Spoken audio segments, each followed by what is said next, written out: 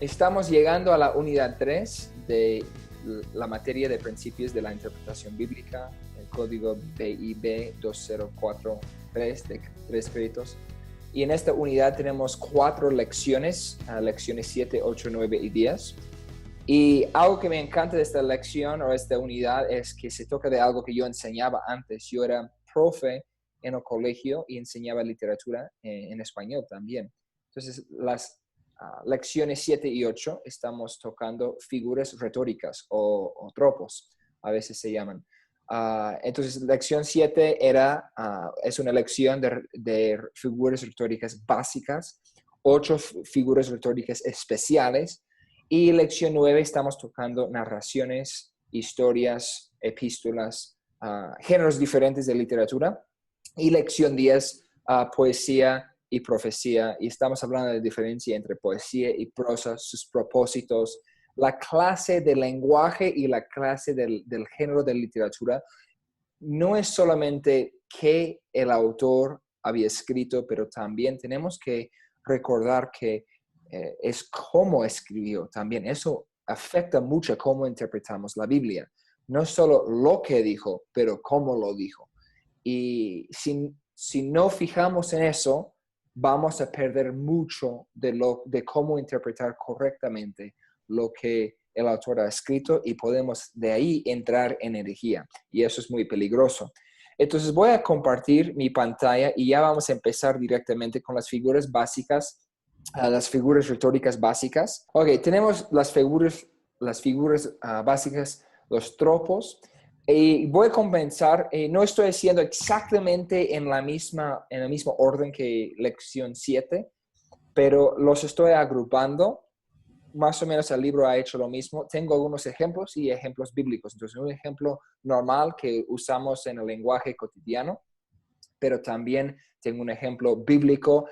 Algunos son lo mismo del libro, pero la mayoría son fuera de la Biblia, del libro, de los ejemplos bíblicos, porque quiero que vean no solamente lo que el libro tiene que decir, pero algo extra, algo diferente, para tener más ejemplos, porque ustedes ya pueden leer el libro. Yo, obvio, sé eso y no quiero insultar su inteligencia, pero quiero darles más ejemplos y ese es el propósito de estos videos, de estas clases virtuales, de agregar, ser un anexo, ser un guía, pero también de proveer algo extra para ayudar, para aclarar las dudas y las preocupaciones y preguntas. En las comparaciones, yo empiezo con el término la metáfora. Una metáfora es una comparación de dos cosas diferentes. Entonces, y estás diciendo que alguien o algo es otra cosa. Entonces, un ejemplo que tengo aquí, ese hombre es una roca. Y significa como es una persona dura o es alguien duro. Pero entonces, la idea de una metáfora, el hombre es la cosa y la roca es la comparación, pero la roca no tiene ninguna relación con el hombre. Son dos cosas completamente diferentes. ¿Me explico? Sí. Muchas veces en la literatura hay cosas que llamamos metáforas, pero no son metáforas. Y voy a explicar por qué. Un ejemplo bíblico. Jesús en Juan 6:35, la Reina Valera, dice, Jesús les dijo, yo soy el pan de vida. El que a mí viene nunca tendrá hambre y el que en mí cree no tendrá sed jamás. Yo soy el pan, entonces yo soy Jesús, la comparación es pan. Jesús y pan no tienen nada en común, son dos cosas completamente diferentes, pero una metáfora es comparamos a alguien o algo con otra cosa diferente. Y la idea es, en nuestra cultura, en nuestro contexto, en nuestra mente, esa cosa tiene características y estamos comparando la cosa o la persona con las características de la otra cosa que no es relacionada.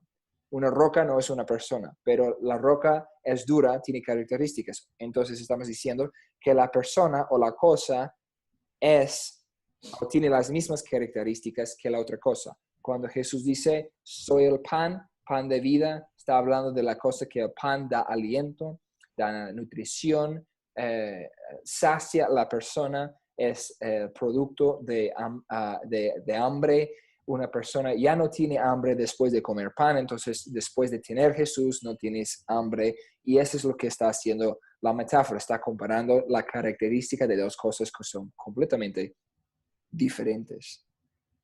¿Sientes bien con la metáfora? Sí, eso está bien. Sí, Ok. hay otros puntos que no. Sí. Está bien.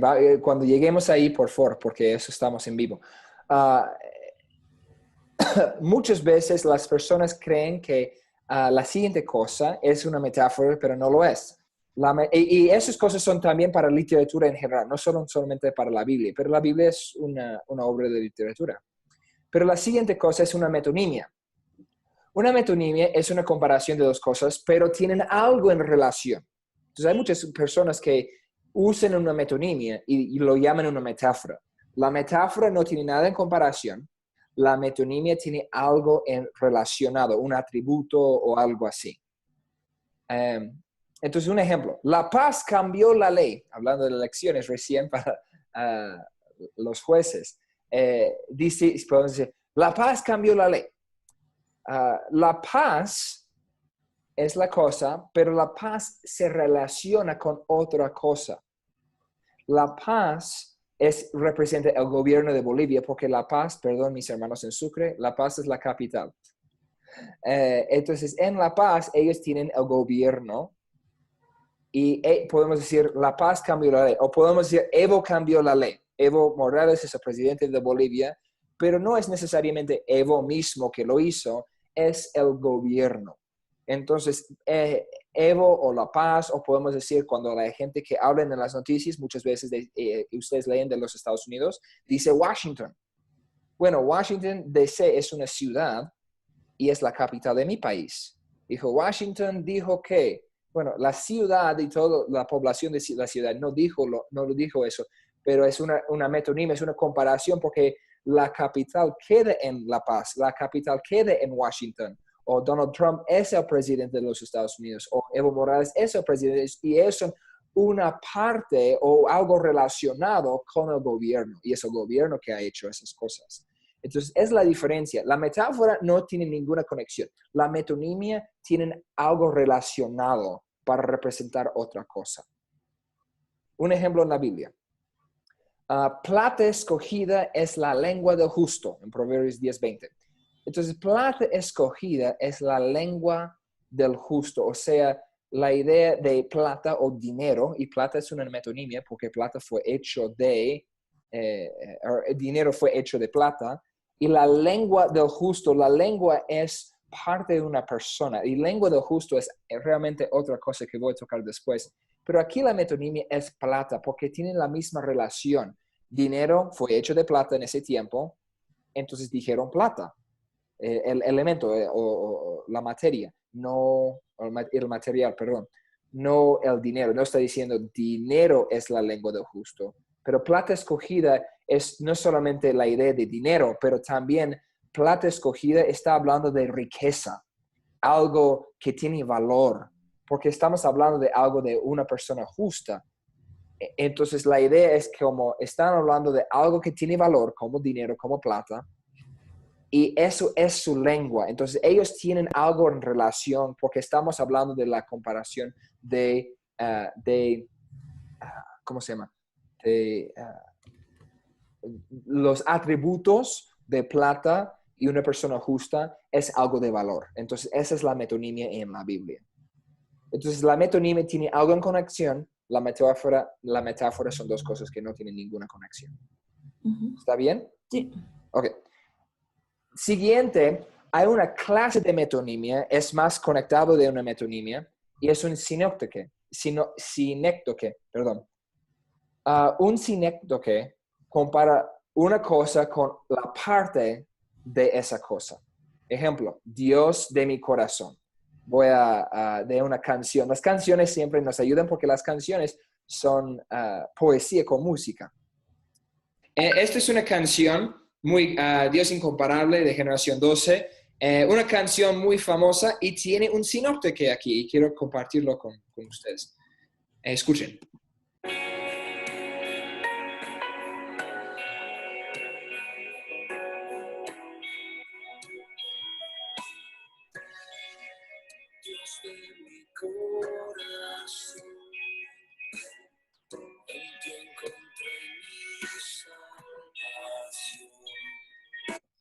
Bueno, cuando dice en la canción Dios de mi corazón, y yo puedo escuchar esa canción todo el tiempo, me encanta esa canción, no estamos comparando, no estamos diciendo que es el Dios de solamente mi corazón, de este único órgano en mi cuerpo.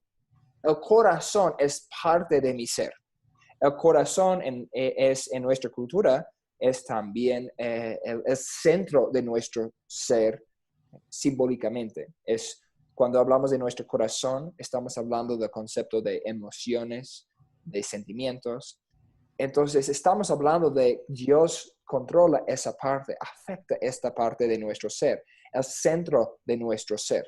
Entonces, Dios de mi corazón es un sinécdoque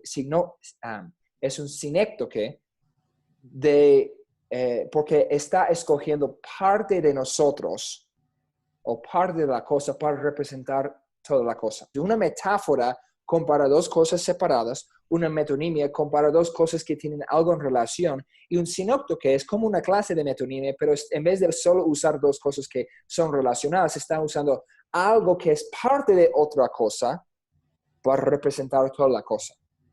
Un ejemplo en la Biblia, en fin de los cuales, en Filipenses 3:19, en fin de los cuales será perdición, cuyo Dios es el vientre, el estómago.